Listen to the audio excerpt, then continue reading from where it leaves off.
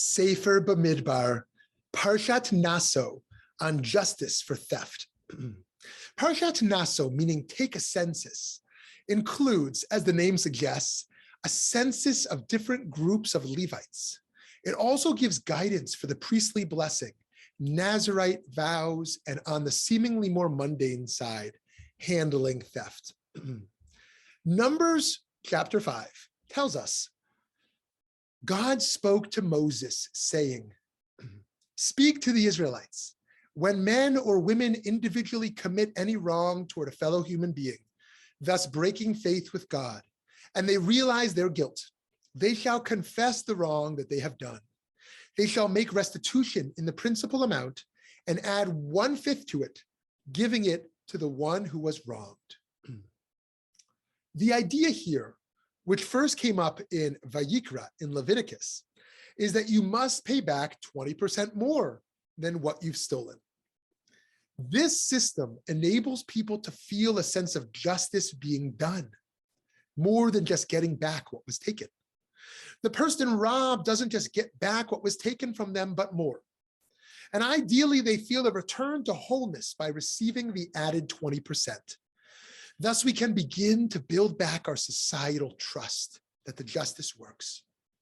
This is less about being harshly punitive and more about increasing confidence that we can bring healing to victims by showing them that their lives matter. And a key part of this kind of justice is admission of guilt. Maimonides uses this Torah portion's phrase, they shall confess the wrong that they have done, as the basis for positive mitzvah number 73 in his list of commandments, to make confession before the Lord of any sin that one has committed. The other thing we learn from this section of the Parsha is that if a convert with no inheritors is stolen from, special considerations must be made. Numbers continues.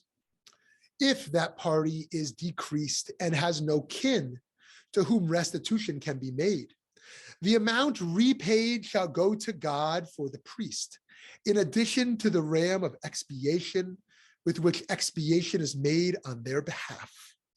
Rashi references sources that reason that this person must be a convert, a ger, as someone born to Jewish parents would have had some relative somewhere who's able to legally accept the restitution. We learn from this verse that while stealing from anyone is wrong, stealing from a convert, a stranger who is in this time might not have had the necessary safety net of social connections, is a violation all the more so.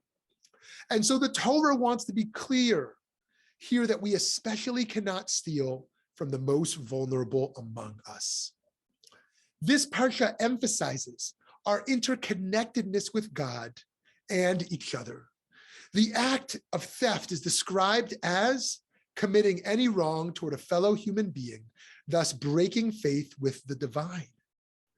When we wrong our fellow human, we are robbing them of their trust in people and by extension, God. The section right after this deals with suspected adultery using similar wording, describing a partner who's gone astray and broken faith with her husband. The Torah simultaneously binds us to God and to others once again. So why is stealing from a human being specifically also named as a sin against God? The Renaissance era Italian commentator, Rabbi Ovadia Sforno, answers, the robber had committed an act of desecrating the name of God, Chilul Hashem, in the eyes of the convert, who must be appalled that a person born into the Jewish community could be guilty of such a deed. The Midrash, Numbers Rabbah, identifies these converts as those mentioned in the book of Hosea, who dwell in God's shade. Quote, they shall bring to life new grain, Hosea says.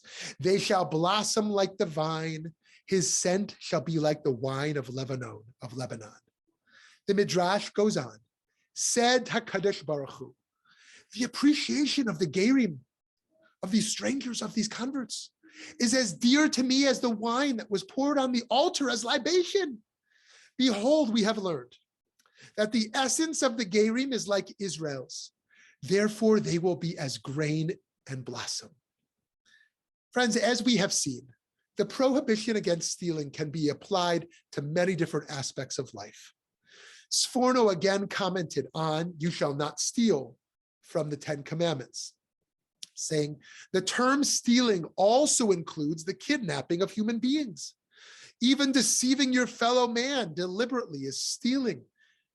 Genevat dat habriot, called stealing people's minds, misleading them to believe that lies are truth. There's even the view that it is forbidden to steal someone's sleep by unnecessarily waking them up. Gezel, Shena. More practically, there is the issue of whether one should say the full bracha after a meal while on the job, as taking too long might be stealing from the employer. Of course, an issue that arises more often is when we must pursue justice for employees taken advantage of by thieving employers. Theft plays out in our work lives, in the marketplace, within our homes, and online. Today, it's easier to steal from people in poverty because they often can't afford the legal support to fight. As a society, we must be particularly protective of these individuals. We must work to create systems of justice that not only repair the damage that was done, but also restore our society to be one of trust, justice, and respect. Shabbat Shalom.